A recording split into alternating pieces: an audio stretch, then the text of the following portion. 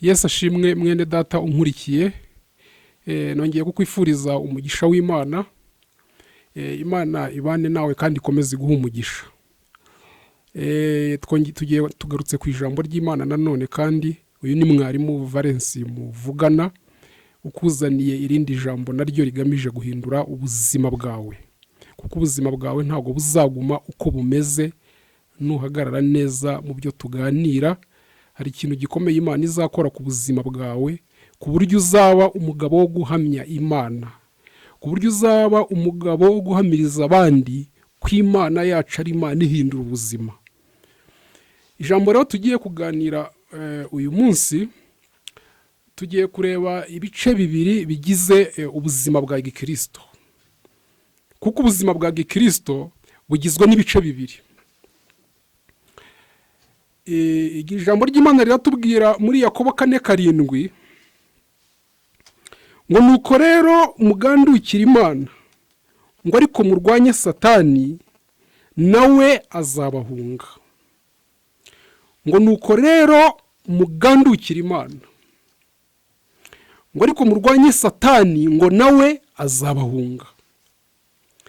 Niyo mpamvu nkubwiye ngo ubuzima bwa gikristo burimo ibice bibiri. Igice cya mbere ni ukugandukira Imana, igice cya kabiri ni ukurwanya Satani. Ni ukuvuga ngo ibi ni ibice bibiri byuzuzanya kandi bikurikirana. Ni ukuvuga ngo habanza kugandukira Imana, hagakurikiraho kurwanya Satani. Ibi bintu nubyubahiriza nk'uko ijambo ry'Imana ribikubwira, ni ukuvuga ngo Satani yiteguye kuguhunga. Nugandukira Imana ukarwanya Satani, ufite isezerano rikubwira ko Satani azaguhunga. Kuko baratubwiye ngo nuko rero mugandukira Imana, ngo ariko murwanye Satani ngo nawe azabahunga. Hano ikosa rikomeye abantu bakunda gukora ni iri ngiri. Hari igihe umuntu yinjira mu rugamba rwo kurwanya abadayimoni, ariko ataratunganya neza igice cyo kugandukira Imana. Noneho bikaza gutuma aneshwa muri urwo rugamba yinjiyemo, kubera ko igice cya mbere cyo kugandukira Imana atashoboye kugikora neza, bigatuma rwa rugamba yinjiyemo rwo kurwanya abadayimoni arutsindwa. Kuki arutsindwa? Ni ukubera iki? Nuko iyo umuntu agandukiye Imana agakora iby'Imana imusaba gukora, ni ukuvuga ngo hari imbaraga Imana isuka mu buzima bw'uwo muntu. Ni ukuvuga ngo hari imbaraga zituruka mu kugandukira Imana. Za mbaraga nizo duhagurukana tujya kurwanya umwanzi Satani. Bityo rero Satani akaduhunga, kuko imbaraga dukura mu kugandukira Imana ziruta imbaraga Satani afite. Niyo mpamvu biri tubwira ngo mugandukira Imana, ngo nuko murwanye Satani ngo nawe azabahunga. Kuko uramutse ushatse kwinjira mu rugamba rwo kurwanya Satani cyangwa kwirukana abadayimoni utaragandukira Imana, ese ubwizo mbaraga wazikura hezo kwirukana Satani? Kandi reka nkubwire, narababwiye ngo ntabwo Satani atinya umubare w'amafaranga ufite, ntabwo amutera ubwoba.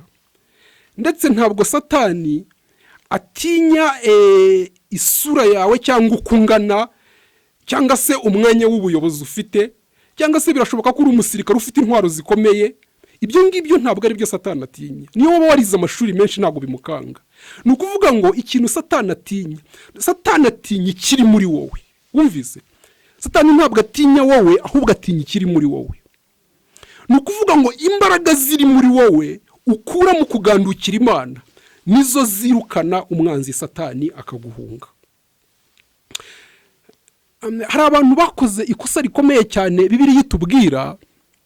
binjiye mu rugamba rwo kurwanya Satani batabanje kugandukira Imana. Bibiliya itubwira ibintu byababayeho, ni ibintu bitari byiza, kuko ni ukuvuga ngo ntago babanje kugandukira Imana ngo nibarangiza barwanye Satani. Bo bahise binjira mu rugamba rwo kurwanya Satani batabanje kugandukira Imana. Reka tubarebe mu byakozwe n'intumwa igice cya 19, turahera ku murongo wa 13. Ibyakozwe n'intumwa 19 umurongo wa 13, baratubwira ngo ariko inzererezi zimwe zo mu Bayuda nazo zirukanaga abadayimoni zihimbira kuvugira izina ry'umwami Yesu kubatewe n'abadayimoni, ziti ndabategetse mu izina rya Yesu uwo Pawulo avuga. Kandi hari abahungu 7 b'umuyuda witwaga Sikewa, umwe mu batambyi bakuru, bagenzaga batyo. Bukeye dayimoni arabasubiza ati, Yesu ndamuzi na Pawulo ndamumenye, ariko mwebwe muri bande? Reka nkubwire, reka mwereke rero icyababayeho, kubera ko binjiye mu rugamba rwo kurwanya abadayimoni batabanje kugandukira Imana. Ku murongo wa 16 baratubwira ngo nuko umuntu warimo dayimoni, ngo umuntu warimo dayimoni abasimbukira bombi, arababasha arabanesha, bigeze ubwo bahunga iyo nzu bambaye ubusa bakomeretse. Wumvise? Bo babonye Pawulo yirukana abadayimoni bakamuhunga, nabo bashaka gukora nk'ibyo Pawulo akora, ariko ntibamenye ibanga Pawulo afite, kuko Pawulo yabanje kuba mu buzima bw'ibyaha, bwo mu buzima butarimo kugandukira Imana. Ariko mu nzira ijya i Damasiko, ubwo Yesu Kristo yamubonekeraga, Pawulo yahise yinjira mu bikorwa byo kugandukira Imana, yahise yakira umwami Yesu Kristo mu buzima bwe. Pawulo arabatizwa, yinjira mu bihe byo gusenga, atangira gukora iby'Imana imusaba. Ni ukuvuga ngo Pawulo yabaye mu buzima bwo kuyoborwa n'umwuka wera. Ibyo umwuka wera yamusabaga byose yarabikoraga, agandukira Imana. Noneho amaze kugandukira Imana, Imana imusukamo imbaraga. Za mbaraga Pawulo nizo yakoreshaga yirukana abadayimoni. Pawulo yakoreshwaga ibitangaza bikomeye cyane, abadayimoni baramuhungaga kubera ko yari yaragandukiye Imana, Imana imusukamo imbaraga, za mbaraga akazikoresha. Aba rero nabo bihangira gushaka gukora nk'ibyo babonaga Pawulo akora, nabo bashaka kwirukana abadayimoni mu izina rya Yesu. Dayimoni niko kubabaza ngo uwo Yesu mutubwira turamuzi, ndetse na Pawulo turamuzi, ariko mwebwe muri bande? Kuko dayimoni iyo umugeze imbere amenya uriwe, imbaraga ufite mu mwuka arazibona. Rero ndagira ngo wowe ntuzagwe mu mutego nk'uw'aba bantu baguyemo. Ugomba kubanza kugandukira Imana, ukamenya iby'Imana igusaba, warangiza ukabihagararamo neza nk'uko Imana ibigusaba, ukaba umuntu wubaha Imana, ukora ibishimwa n'Imana, ukagendana n'Imana neza nk'uko Imana ibishaka. Ubundi Imana ikagusukamo imbaraga, warangiza ugahagurukira abadayimoni ukabarwanya. Ibi bintu nubikora, dayimoni azaguhunga. Ikindi kintu nababwiye ngo ubuzima bwa gikristo burimo ibice bibiri: kugandukira Imana, warangiza ugahabwa imbaraga, za mbaraga ukazikoresha mu kurwanya Satani akaguhunga. Nanone hari abantu baba mu buzima bumeze nko kugandukira Imana, ariko ugasanga nanone ntago binjira mu rugamba rwo kurwanya abadayimoni. Subona, wari uzi ko naryo ari ikosa? Wari uzi ko dayimoni hari igihe agenda kuko umwirukanye mu izina rya Yesu? Waba utamwirukanye ntagende kuko utamwirukanye. Hari igihe umuntu ashobora kuza iwawe nta burenganzira afite bwo kuhaba, akahaguma kuko utamubwiye ngo agende, wamubwira akagenda kuko ubimubwiye. Dayimoni buriya ashobora kuba mu buzima bw'umuntu, ashobora kuza dayimoni ashobora kuzana akaduruvayo ku buzima bwawe, ariko wowe iyo utamwirukanye ushobora gukomeza kugirwaho n'ingaruka z'ibyo arimo kugukorera kubera ko utinjiye mu rugamba rwo kumwirukana. Niba munabwiye ngo ubuzima bwa gikristo bugizwe n'ibice bibiri. Pawulo yari yaragandukiye Imana, nuko Imana imusukamo imbaraga, ariko kuba Imana yaramusutsemo imbaraga ntabwo byatumye Satani atamugendaho. Reka dusome mu byakozwe n'intumwa 16 umurongo wa 16 murebe. Hano baratubwira ngo bukeye tujya aho basengera duhura n'umuja uragura utewe na dayimoni, ngo yungukiraga bashebuja cyane n'ingemu. Wo akurikira Pawulo, natwe arasakuza ati, aba bantu ni abagaragu b'Imana isumba byose, kandi barababwira inzira y'agakiza. Iminsi myinshi akomeza kubigenza atyo. Ariko Pawulo abonye ko amurembeje, ntarasoma ibikurikiyeho, reka ngira akantu mubwira. Bibiliya iratubwiye ngo iminsi myinshi akomeza kubigenza atyo, kugeza ku rwego aho yarembeje ba Pawulo, ngo Pawulo abonye ko amurembeje. Uranyumvira? Ni ukuvuga ngo Pawulo yamaze kugarukira Imana, imbaraga z'Imana ziri muri we, ariko hari ibimurembeje, hari ibyakomeje kumugendaho. Ni ukuvuga ngo Pawulo ikintu agiye gukora ni iki rero sasa? Agiye gukoresha za mbaraga ziri muri we yavanye mu kugandukira Imana. Pawulo rero ikintu yakoze ni iki? Amaze kubona ko akomeje kumugendaho kandi ko amurembeje, Pawulo yahise amuhindukirira. Bibiliya iratubwira, turi ku murongo wa 18, ngo arahindukira, Pawulo arahindukira, abwira dayimoni ati, ndagutegetse mu izina rya Yesu, muvemo. Amuvamo ako kanya. Ndagira ngo wumve umuntu wamaze kugandukira Imana. Ni ukuvuga ngo abayuzuye imbaraga z'Imana muri we, iyo ategetse abadayimoni bahita bagenda, ntabwo bamusuzugura. Pawulo yahise ahindukirira abo badayimoni, arabirukana, bahita bamuvaho. Ariko Pawulo yatabirukana, ndagira ngo mwumve aka kantu. Pawulo iyo yicecekera, bari gukomeza kumugendaho ngo bamurembeje, nuko bari gukomeza kumugendaho bakamubuza amahoro. Ariko ni ukuvuga ngo yakoze iki? Yahise yirukana abo badayimoni mu izina rya Yesu. Yakoresheje imbaraga afite, arabirukana, baramuhunga. Bibiliya yatubwiye ngo amuvamo uwo mwanya. Ndagira ngo wumve. Ni ukuvuga ngo iyo umuntu amaze kugandukira Imana, hari imbaraga Imana isuka mu buzima bwe. Izo mbaraga ntabwo birabujijwe kuzicarana. Imbaraga Imana igusukamo iyo wamaze kuyigandukira, ni imbaraga utegerezwa gukoresha. Iyo abadayimoni baje kwipresenta imbere yawe, ugomba gukoresha imbaraga Imana yaguhaye ukirukana abo badayimoni.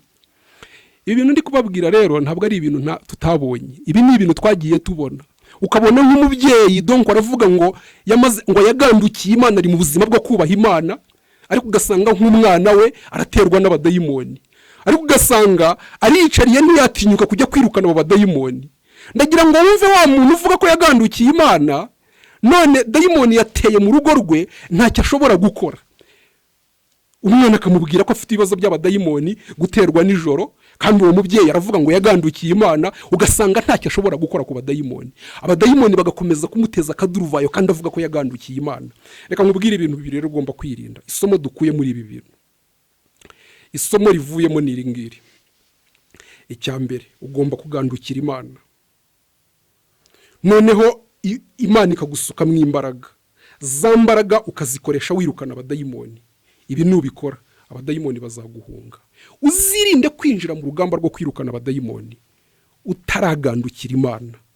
Uzirinde kwinjira mu rugamba rwo kwirukana abadayimoni igikorwa cyo kugandukira Imana kitaragenda neza. Ikindi nakubwira, uzirinde kuvuga ngo wamaze kugandukira Imana, noneho Imana igasuka imbaraga mu buzima bwawe, warangiza za mbaraga ukazicara ntuzikoreshe. Iyo Paul adakoresha ziriya mbaraga ziri muri we, hari ibyari birimo bimugendaho byamurembeje, ariko akoresha za mbaraga yirukana abadayimoni. Nawe rero niba waragandukiye Imana, imbaraga Imana igusutsemo cyangwa se igiye kugusukamo kuko ugiye kuyigandukira, ugomba kuzikoresha wirukana abadayimoni. Ni amakosa abiri nkubujije kuzongera gukora. Ikosa rya mbere, kwirinda kwinjira mu rugamba rwo kwirukana abadayimoni utararangiza gutunganya igikorwa cyo kugandukira Imana. Icya kabiri, kwirinda kuvuga ngo wagandukiye Imana, none yagusutsemo imbaraga, izo mbaraga urazicaranye, abadayimoni barimo baravogera urugo rwawe ntushaka kubirukana. Ayo ni amakosa birakomeye. Ariko nubikora byombi, ukagandukira Imana, igikorwa cyo kugandukira Imana kikagenda neza, warangiza imbaraga Imana igusutsemo kubwo kuyigandukira ukazikoresha wirukana abadayimoni, abadayimoni bazaguhunga. kandi uzaba mu buzima bubohotse. Imana rero iguha umugisha.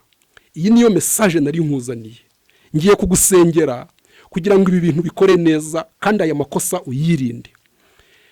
Imana yacu, Imana ishobora byose, Imana ikiranuka, Imana yera, ndagushimiye kubw'inyigisho itambutse. Uyu mugaragu wawe unteze amatwi, ndamusengeye kugira ngo umufashe, kugira ngo igikorwa cyo kukugandukira kigende neza. Noneho umusukemwo imbaraga, kandi umufashe kugira ngo izo mbaraga umusutsemo azikoreshe yirukana abadayimoni. Kandi uradusezeranya ko nitukugandukira tukirukana abadayimoni bazaduhunga. Ndagushimira rero ko ugiye kubikora, kandi ko ugiye kubana nawe no kwigaragaza mu buzima bwe mu buryo butangaje. Icyubahiro kibi cyawe uyu munsi n'iteka ryose, mu izina rya Yesu, amen.